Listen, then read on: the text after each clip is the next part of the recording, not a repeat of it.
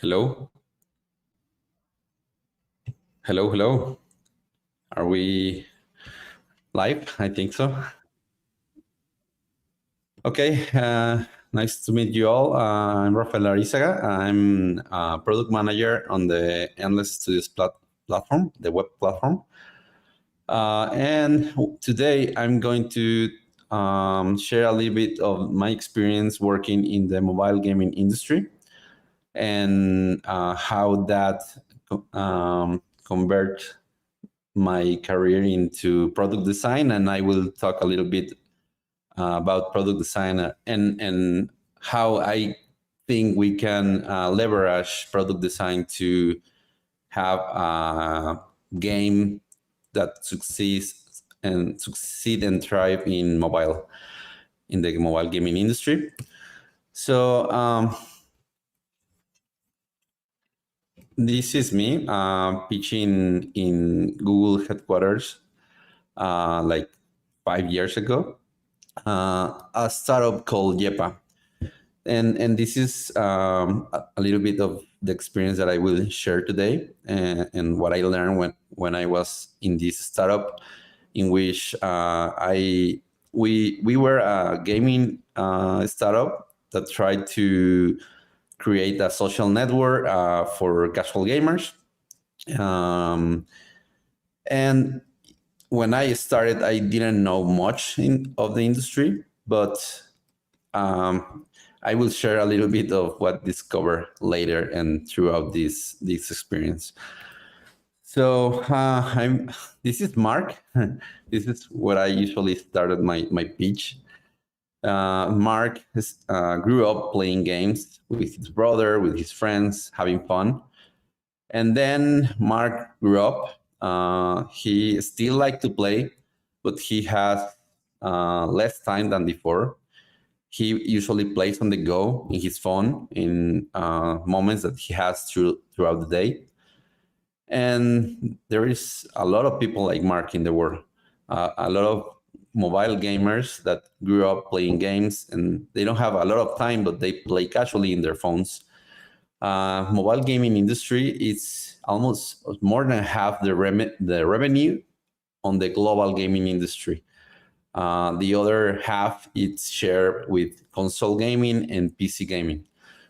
So only mobile is $90 billion industry, almost 3 billion players, which is bigger than the music and movie theaters industries together. So mobile, it's a huge opportunity, it's a huge market, but the models are a little bit broken. So I will explain a little bit why. 5% of the users that plays in mobile generates almost half the revenue in that industry. They are the ones that put money into a game and buy in-app purchases or subscribe or give money to the game or pay for the money for the game.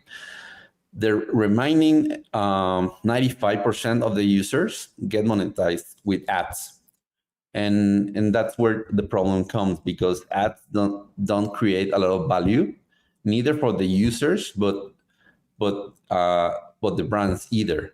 But because the brands usually don't get the conversion they will get when you are playing. You just want to keep playing, and you just don't click the ad to go to other place, so you don't get the value. So another problem with this part is that 70% of the ads usually comes from other games. So that sometimes these are the games that are making money and use that money to put into other ads in other games. So it's the same money cycling. So it's not a sustainable way to make money, because they are using just these casual games to make money in the big ones. So to understand that, I will try to explain a little bit of the behavior of in the user side. Usually, when you want to play a game, you need to go into the app stores, and there are millions and millions of games, and it's very hard to find a good game, right? And even when you find something that maybe you will like, then you will have storage limits in your phone, or the download time, or Wi-Fi, or 3G restrictions in your country, or whatever. So even then, when you download the game, then you find that either you find a lot of ads in the game, or sometimes the in-app purchases strategies are tricky, are not very valuable, very expensive, and pay-to-earn strategies that make you just get bored. Or maybe you don't mind about the ads and the in-app purchases, but you just get bored of the same gameplay. And because these games are very short time cycle, then you don't have the developers don't have the incentive to keep doing more content, and then finally you stop playing. The users stop playing, right? So, and you need to start the cycle again, and that cycle is not very valuable for neither the developers or the users. So the question is how we can unlock the 90% remaining users that are not putting money into the games, but they are there. They are playing, and they like to play, and they are putting attention into the gaming industry, but they just don't value enough the solution that we have right now. So imagine if you can unlock not maybe the 95%, but maybe a 30%. It's still a very big amount of users. So in the left side, this group are more into the hardcore, mid-core games, but in the right side they are the casual gamers, or the hyper casual gamers, which they are not that into a hardcore game, but they still spend time playing. So I think the casual gaming industry is an opportunity to find a way to give value to this group of users. So what do they want? And this is a little bit of the premise in YEPA. And I think these three parts are the most important. Gaming without friction, without the pain of discovering new games, the pain of downloading each time that you want to play. And they want also enough variable content to keep you engaged and discovering new things. And you want also social interaction. Compete with your friends, share with your friends, and have this social aspect. So the objective and the way to create a succeeding game is long time retention. So that's where the next part of the talk will focus. How to create long-term retention. And my approach to this problem is using product design. So as a UX designer, I can tell that making a good product it's very important and will be the base on a lot or every company. Great companies are built on great products, right? So the basics of a product, it's see the product as a funnel. The funnel starts on the top, and it's converting users to the next step. And the game is to expand or optimize each step for the amount of users getting to the first step, you can optimize and increase the percentage of users going to the next stage. Here is the marketing part, and here is the interaction with your product itself. And finally, you will find retention to create also referrals. That referrals will create more awareness, and that will be a cycle, and that will promote growth. So seeing this in another way, this is the process inside the product that we can understand more simply. And this is the journey that I will tell you to focus when you are designing a game. So starting with the onboarding is the first experience the user have with your app or with your game. It's if you need to do a sign up or a tutorial or play the game for the first time, this is the onboarding. All the steps that you need to do in the first time experience. And the objective of the onboarding is to take you to the aha moment. The aha moment is where you find the fun and the engaging part that you like, and you got the value of this particular product. And if you have a good aha moment, then it will lead you to conversion. That will be paying for or something. And this is the part that gives you value as a company. But to create long-term value, you need to create retention, and retention will create more referrals, and it's a cycle again. So how we can improve the results through all these steps through all the process. And I will say we need to influence decisions. We need to influence the users and persuade users to go to the next step. And to persuade users, I will talk about a little bit of several techniques, starting from the lowest layer, which will be the brain. Everything starts here, and the brain is in charge of making decisions. So you need to understand at least the basics on how the brain works if you want to influence and persuade the brain, right? Humans are in the micro level, in the individual level are very hard to predict. But if you see humans in the macro level, they are very predictable, and you can understand and predict the behavior in group.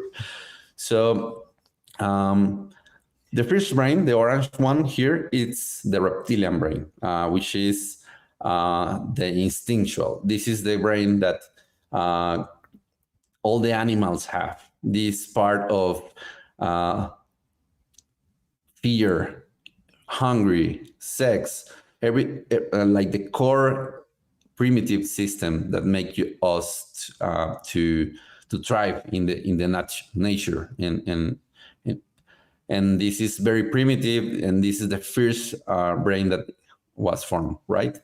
The second brain is the emotional or limbic brain, middle brain, and this it's very interesting because this is the one in charge of decisions, and the function of this one is to make you social and have a tribe, and because that part will be making you more successful in nature too.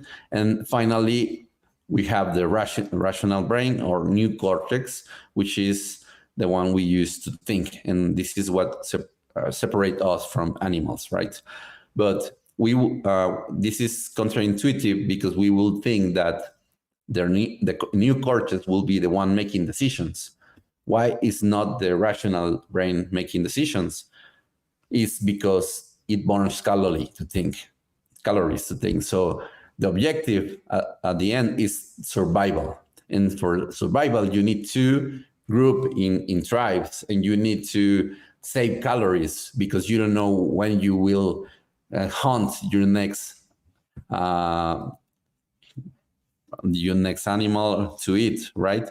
So to save calories, you don't need to think, because thinking spend a lot of calories, and the brain finds shortcuts to decide better. So that's why the middle brains make the decisions, and that's why images impact you more, and stories impact you more, and interaction and emotion feelings impact you more.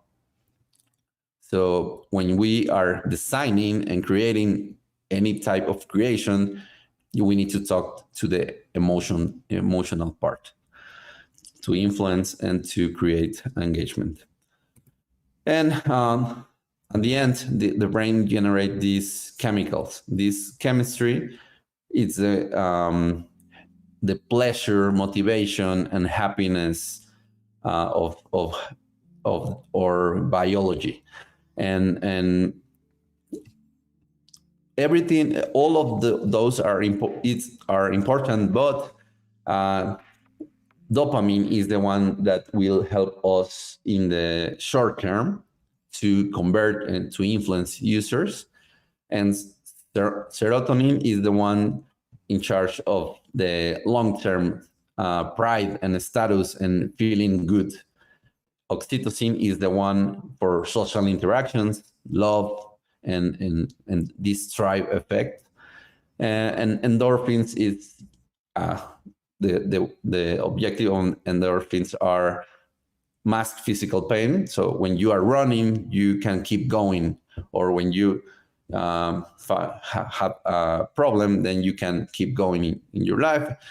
But you can create endorphins by laughing and dancing and making sports. So there are ways to create endorphins, and endorphins feel good, right? Cortisol is the one that creates stress, fear, but this is also have function to create, to put you in a focus and alert state. Sorry about the theory, but I think it's important to understand the basics. But then, as a summary, if you want to distinct for your brain, the important part is to save calories. To save calories and to influence better, you need to speak to the emotional part, the limbic brain, with stories, with images, videos, and talking to the core beliefs of a person. And then you need to have very clear and simple communication or steps. Less is more. Here is why less is more phrase is very popular in product design. So less steps is easier to understand, less content, less distractions in the product. So the next layer after the biology layer is the psychology layer. And for the psychology, I will share this book, which I recommend a lot. Robert Cialdini, Influence, the Psychology of Persuasion. And it's pretty simple what you find in the book, which are 6 principles that are aligned with the biology in terms of how you will create and influence and persuade users, or this will be applicable not only for product design, but also in your daily life, in your relationships, or when you are selling or doing other activities, right? And I will tell you a little bit of each one quick, starting with reciprocity. Usually when you receive something, you feel committed to give it something back. So that's why when you go to a restaurant, you have sometimes a candy with the check, because that candy makes you feel committed because you got something for free. Maybe you need to give a bigger tip, and this is something that you can do in your game, like giving some rewards features. Maybe the user will feel committed to go back and play more. And The second part is consistency. Consistency, it's a tricky one, but it's very important because our brain will find ways to convince itself to go to a direction that you already started or you already give some steps. So if you make a small decision, your brain will find ways to justify that decisions and to go in that same direction. And for example, it's important in the onboarding stage. For example, when you start a sign-up process, if you are very clear on where you are in that sign-up process, that will be giving you the understanding that where you are in that process, and your brain just want to finish. Because when you finish a task, it creates dopamine, and that will make you feel good. So that's why the brain will find ways to have this dopamine release. The third one is social proof. This is the social aspect again. And this is related to oxytocin, and the social proof, we also will find it in a lot of products. And that's why the social part is important when we are designing. So have you seen these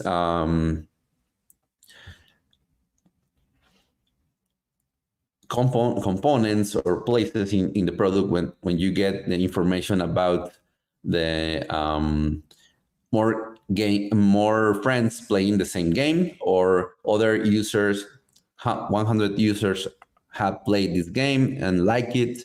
So this social proof creates you certainty on what you should do, and that creates you the urge to discover why other people use it. And it's related to the fourth principle, which is liking. If you find something you like, if you find familiarity on what you are using, then you will decide better around that particular objective. For example, that's why a lot of brands use familiar faces or famous people to do advertising. And because if you see a face that you know, it's possible that you will align the brand with that familiar face, and you will like the brand more. So that's why it's important to use faces and real faces, human faces. That also applies to characters. You can find liking and empathy with the character. Then we have authority. If we find authority in any particular context, for example, if you see a doctor with a uniform, or a policeman, or a fireman, you will do whatever they say you have to do, because they are the authority. And using certificates or proof of that you have certain kind of authority in the field will make the users to believe and to have trust in what you are asking. So they will be persuaded. And then the last one is scarcity. I like this one a lot because in games it's very usual to use. And this is very common in game economies. A currency, when in any resource, when it's scarce, it's more valuable. So if you give a lot of coins for users to spend, they will lose the value. They won't see the value on that particular coin. But if they need to make an effort to get that coin and it's scarce, they will value it more. This applies, for example, with collectibles or with other strategies that you want to include in your product. So those principles, the biology and the psychology principles, will help you to create engagement through all the whole process, and to influence the users in any part of the process.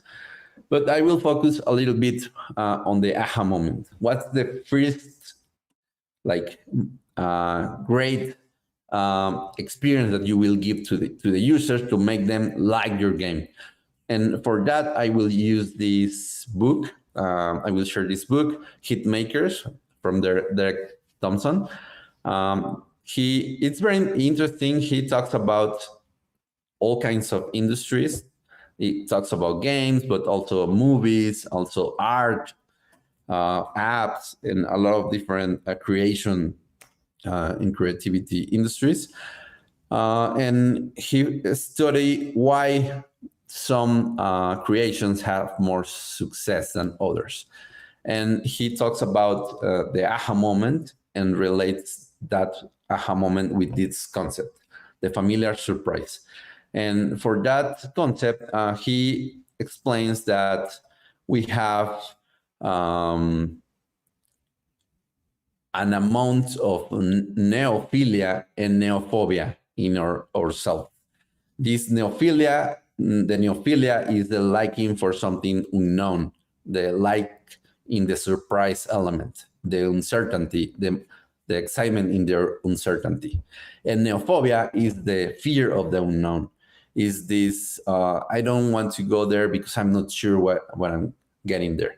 So, and he uses this analogy to explain this familiar surprise element. And he explains that the feeling that you get in a familiar surprise and this aha moment is, for example, when you get to a party. It's a very exciting party in which you don't know anyone, and it's very fun, and you are there discovering all these new people and the music, and you are there, and maybe you realize that in the end of the room you find there is your best friend. Then you have this familiar element in a very unknown in uncertain place. So that creates the link between the uncertainty and then certainty, and creates this dopamine release and this excitement. So an example he uses in the book is Tetris. And he says that Tetris has this perfect dancing between the uncertainty and the certainty. When you have a new block coming, you don't know what to do with it, and you need to find a way to you use that block into your base of other blocks that you had. And when you find the perfect spot for it, you find certainty, and that creates this release of dopamine that will make you feel good. So this interaction with the uncertainty and then certainty will keep you engaged for a long time. So we can use this type of uncertainty and certainty to create engagement throughout your game. And then if you have a great aha moment and you find the fun and you engage users, maybe you can convert them, but the long-term part is what will create a long-term value for you, right? So we need to make a recurring cycle. And for that, I will share this methodology, which is from a book called Hooked, How to Build Habit-Forming Products. And the author is Nir Eyal, and I had the opportunity to be mentored by him, and he explained a lot of his thinking, and we discussed a lot of YEPA and a lot of my thinking in designing. So I learned a lot from him. Maybe you can find videos and read the book. It's great. And here is this book is why I started doing UX design, and I got very passionate on it.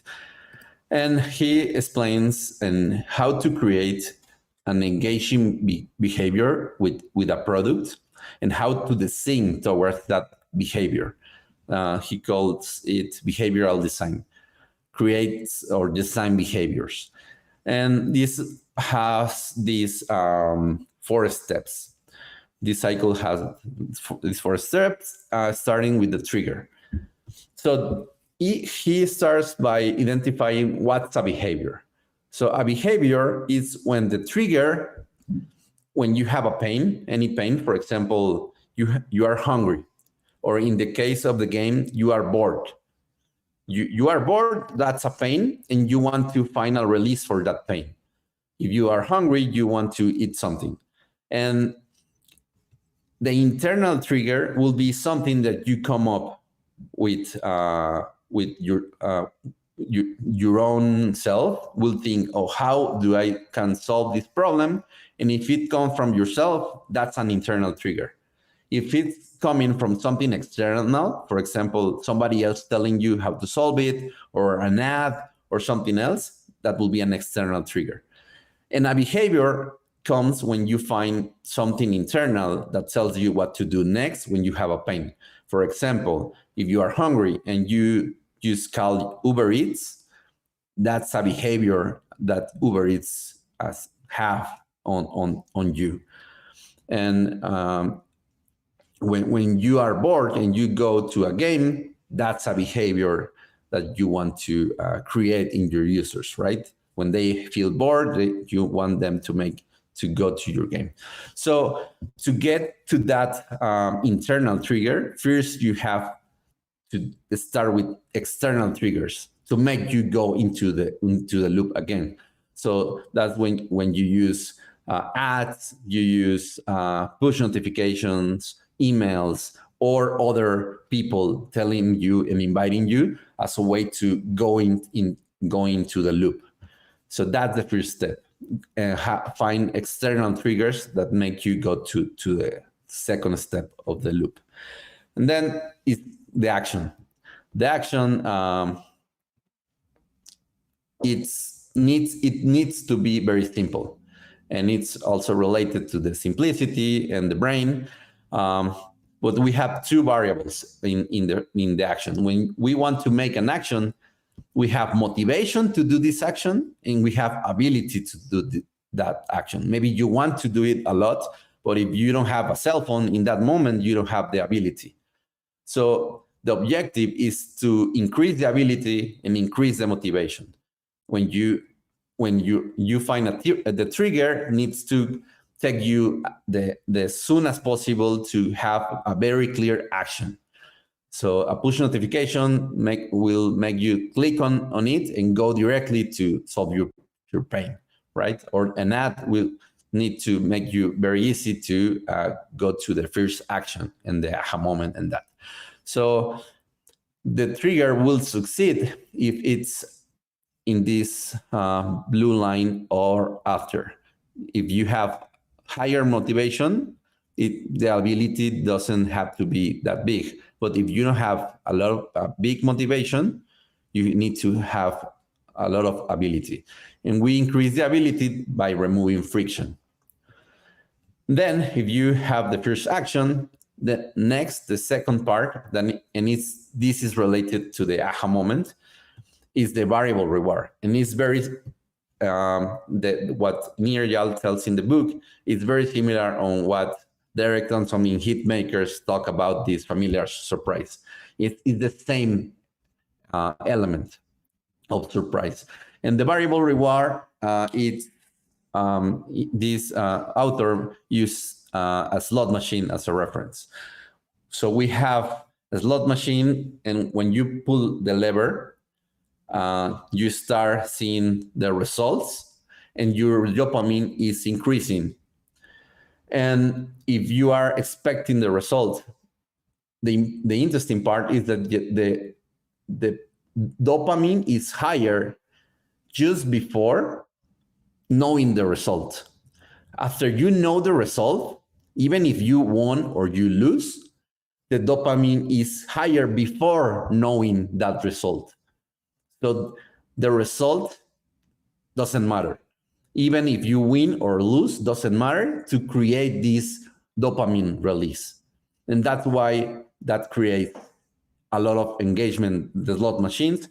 But the slot machine action and interaction with your brain, it's very similar on what you find when you, for example, are scrolling in a feed in Facebook or Instagram or TikTok.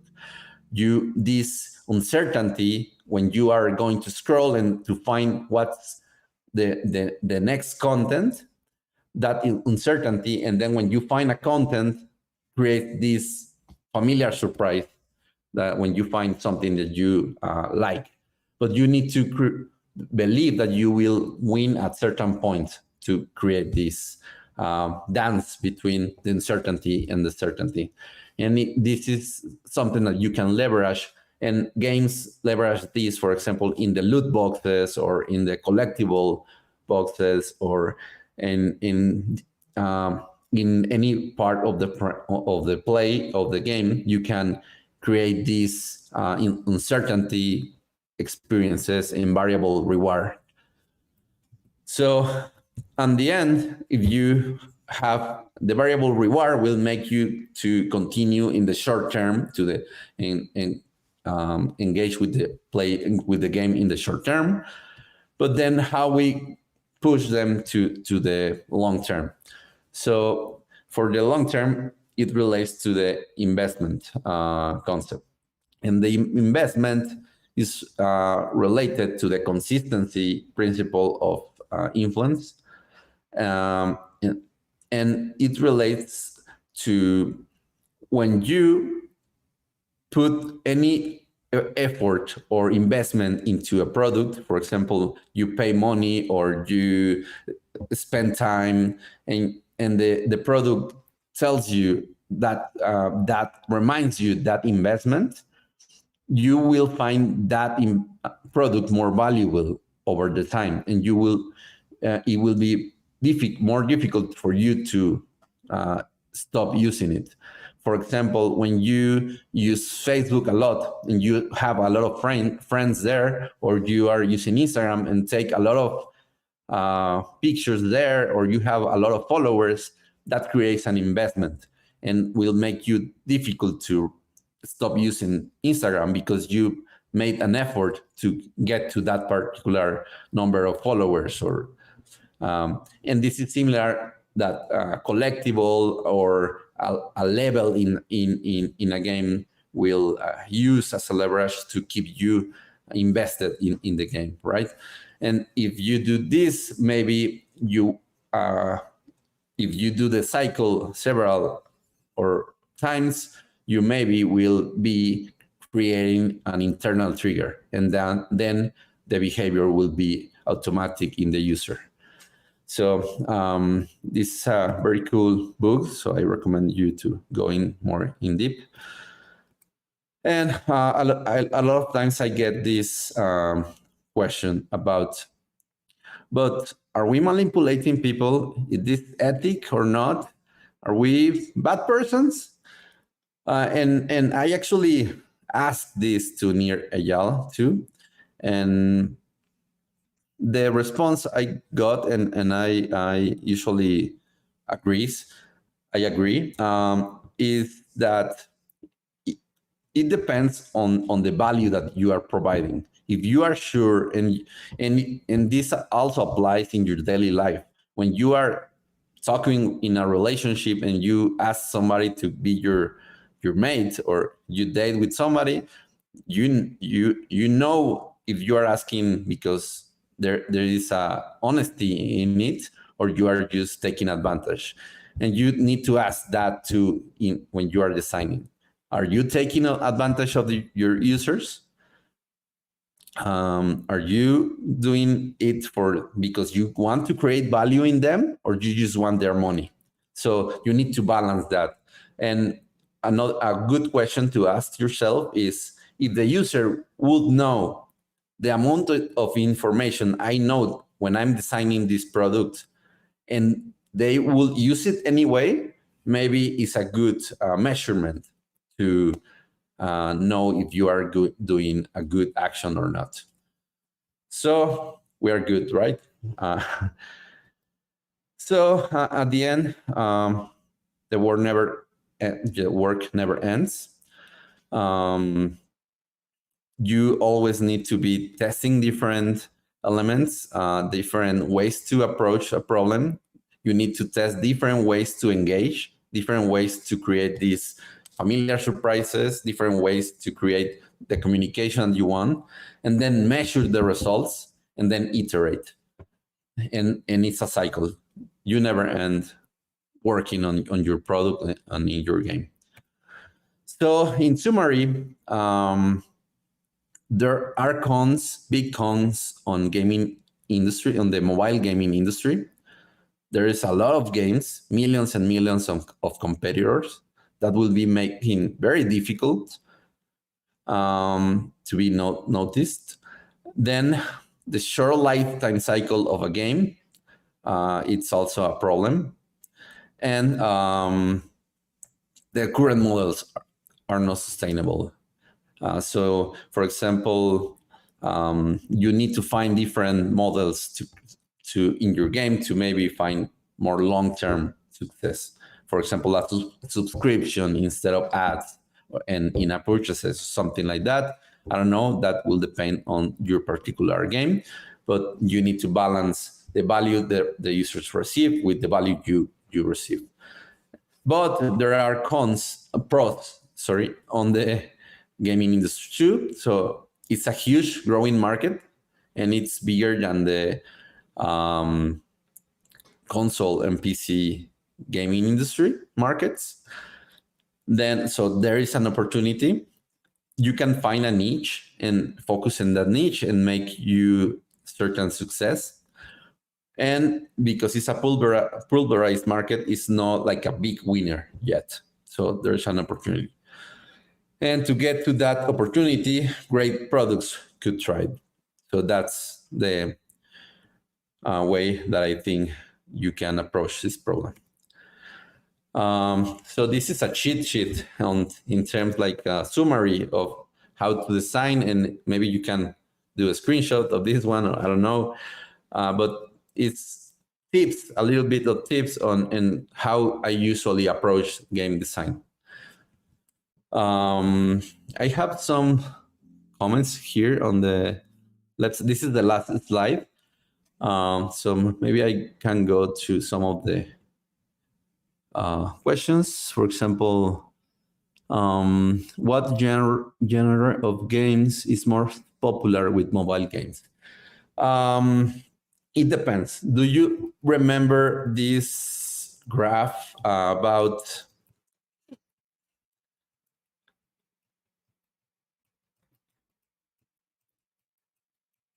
this one? Hardcore gamers are on the left side and casual gamers on the right side. Each part of this graph will have a different game. For example, hardcore gamers maybe are playing Call of Duty in mobile, or they are playing Fortnite, or they are playing, I don't know, mid-core gamers will be playing Clash Royale or something like that. That will be on this end of the spectrum. And here we will have hyper casual gamers, like very casual arcade games, puzzle games, math games. So everything in between it will depend on the niche that you will have. But the most, because a lot of games, I know action games have a lot of engagement. I have somewhere there, I have graphics from them. Maybe I can find it, send it later. But action games are very engaging, but action games usually monetize with ads, or puzzle games also are very engaging, but usually are casual games that are monetized with ads. So it will depend on the part of the graph that you want to focus and the niche that you want to focus. I don't know if that will help, Paris.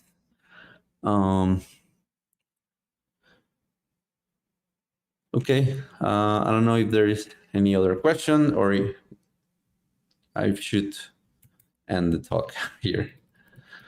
You can follow me in Instagram, Arizaga DD, IDD. I will share it in a moment. And I can share the slides. Do you think pay to win or pay for convenience games do better over the mobile the mobile platform. Um, Pay to win usually is, um, I will consider a dark pattern because it's fictional. Because you need to pay to be part of the game itself or to compete, and sometimes that is not balanced on the value that the users are receiving, and sometimes they feel that they are um, being you are taking advantage of them. So usually, instead of pay to win, will be um, free to play, and but usually the games that have more success are the ones that you pay for skins, or you pay for customize your experience or for increase your collectibles, but not for the gameplay itself. I don't know if that answers, but it depends on the particular game.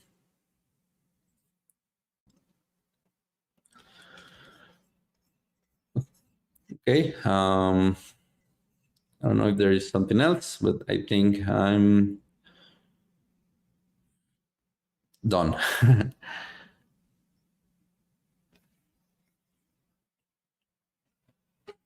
I know that it's a lot of information. Industry the industry insights I could go more into deep on a lot of topics, and also in the product design we could go a lot into deep in on those topics. So I don't know if you have any interest interest in something in particular. You can ask for it, and maybe we can schedule another talk or something else. So I think that's it for today. Thank you so much.